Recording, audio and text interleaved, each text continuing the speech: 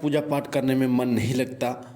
ये प्रश्न हमारे भाई सोनू का है और ऐसे ही प्रश्न हमारे कई भाई और बहनों की हैं जो ये कमेंट करते हैं कि जब हम पूजा पाठ करते हैं तो हमारा जो ध्यान है वो कहीं और आकर्षित होता है, हम पूजा पाठ नहीं कर पाते। आखिर क्या कारण होता है, क्या कारण नहीं होता, पूर्ण रूप से एकाग्र नहीं हो पाते, पूरा ध्यान पूजा में नहीं दे पाते। ऐसा क्या करें जिससे हम पूजा पाठ में अपना ध्यान लगा सकें। तो आज की वीडियो में सबसे पहले तो मैं आपको उन कारणों के बारे में बताऊंगा जिन कारणों के द्वारा आपका मन पूजा पाठ में नहीं लगता। जब आप इन कारणों को समझ जाएंगे तो आप इन कारणों को हटा पाएंगे। और दूसरी बात मैं आपको बताऊंगा कि आपको ऐसा क्या करना चाहिए जिससे आपको पूजा पाठ करने में आपका मन लगे, मंत्र जाप करने में आपका मन लगे, आपका मन एकाग्र हो और साथ ही आपको उस जो भी पूजा पाठ आप करोगे, मंत्र जाप करोगे, उसका पूर्ण फल आपको प्राप्त हो। तो वीडियो को पूरा सुनना, बीच में स्किप मत करना वरना वीडियो समझ में आपको नहीं आएगी। अगर पहली बार चैनल पे हो तो वीडियो के नीचे जो लाल कलर का बटन है सब्सक्राइब का, उसे दबा के चैनल को सब्सक्राइब कीजिए और बेल आइकन को जरूर दबाइए। देखिए, पूजा पाठ जो है वो अध्यात्म मार्ग से जुड़ी हुई चीज़ें हैं। सूक्ष्म जगत को अगर आपको देखना है तो आपको पूजा पाठ साधना मार्ग में आपको आगे बढ़ना होगा। जिन लोगों की ये जिज्ञासा होती है कि देवता कैसे होते हैं, देवता को कैसे महसूस किया जाता है, देवता की सवारी कैसे आती है, लोग एक दूसरे के बारे में कैसे बता पाते हैं, सामने कोई व्यक्ति बैठा है उसके भूतकाल के बारे में, भविष्य के बारे में वो कैसे बता पाते हैं, उसको क्या परेशानी है, क्या करना है, वो सब कैसे बता पाते हैं। तो ये जो है ये अद्भुत रहस्य है। और अगर आपको इस रहस्य को जानना है तो आपको सूक्ष्म जगत में जाना होगा, यानी अध्यात्म में आपको जाना होगा, आपको पूजा पाठ, आपको साधना मार्ग में जाना होगा। सबसे पहले तो मैं आपको एक बात बता दूं, साधना सभी को करनी चाहिए, चाहे कोई भी व्यक्ति हो उनको साधना जरूर करनी चाहिए। चाहे वो कोई लड़की हो, चाहे वो कोई लड़का हो, चाहे वो माता बहन कोई भी हो, उनको साधना जरूर करनी चाहिए। भगवान शिव की साधना करें, सबसे उत्तम, कोई दिक्कत नहीं, किसी प्रकार की दिक्कत नहीं है। आप साधना जरूर करें। आपके जीवन में जब नियम होंगे तो आपका जीवन जीने का तरीका भी सबसे अलग होगा और वो जो तरीका होगा वही आपको शिवलोक की प्राप्ति कराएगा।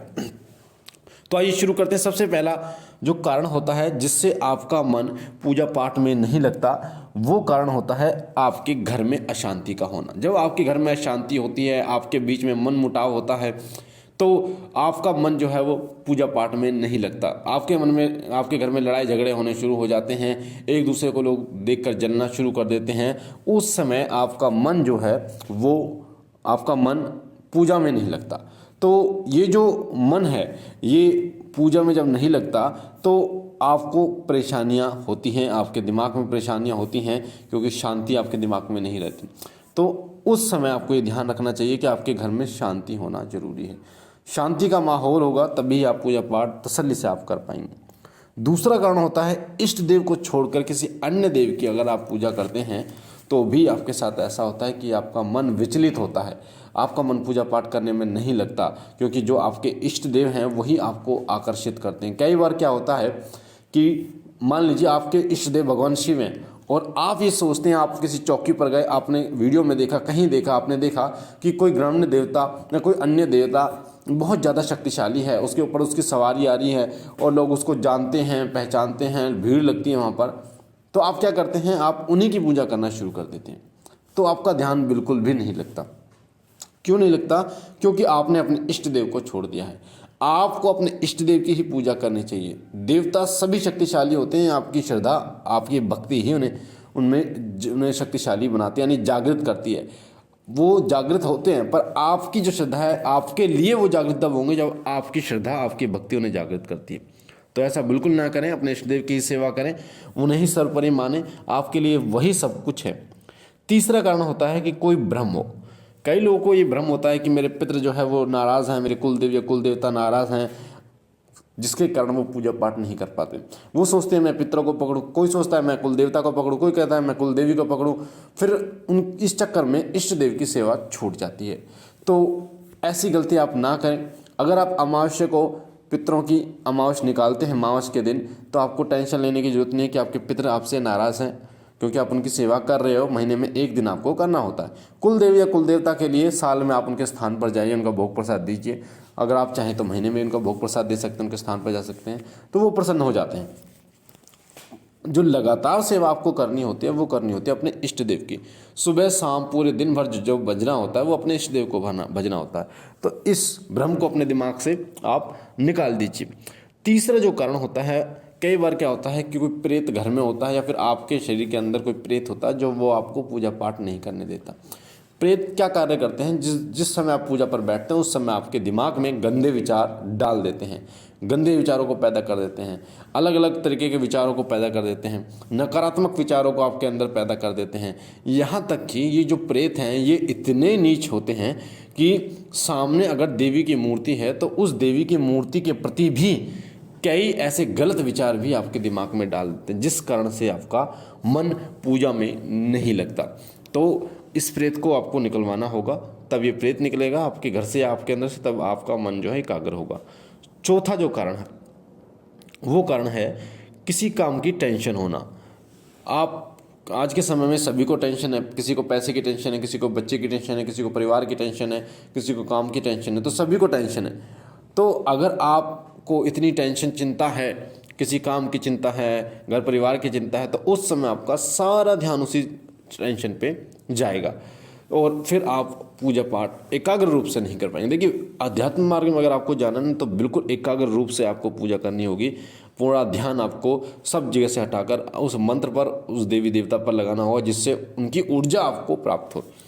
तो इन कारणों को पहली बात तो आप हटाइए, इन कारणों को हटाइए, अपने इष्ट देव की पूजा आप शुरू कर दीजिए।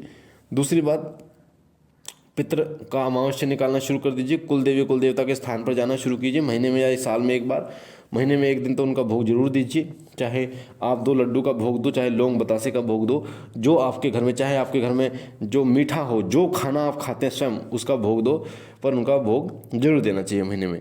टेंशन जिस भी चीज़ की आपको है उस टेंशन को आप हटाइए, किसी भी तरीके से हटाइए। मैं तो खुद कहता हूँ आपसे कि आप अपने जीवन में आगे बढ़िए, और जब आपका ये आर्थिक रूप से आप मजबूत होते हैं तभी आप अध्यात्म से जुड़ पाते हैं। क्यों? क्योंकि आर्थिक परेशानियां आपको इतनी घेरे रखती हैं कि अध्यात्म में आपको ना तो समय आप दे पाते हैं, ना ही आपका अपना दिमाग, अपना मस्तिष्क आपका जो शांत रहता है, मानसिक रूप से भी आप अध्यात्म से नहीं जुड़ पाते।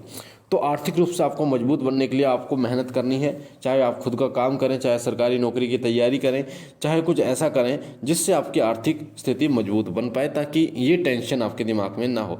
अधिकतर लोगों को ये चिंता ही खाती है, काम धंधे की चिंता खाती है, और खर्चा कहाँ से चलेगा, परिवार के कैसे लालन पालन करना है, पढ़ाई बच्चों की, ये चिंता सबसे ज़्यादा खाती है। तो पहले इस चीज़ को हटाएं। अब मैं आपको उपाय बताने जा रहा हूँ, आपको क्या करना चाहिए जिससे आपके इष्ट देव की पूजा में आपका मन लगे। एक तो यह है कि मैंने आपको बताया, प्रेत जो है उसको तो आपको हटवाना पड़ेगा, बिल्कुल हटवाना पड़ेगा।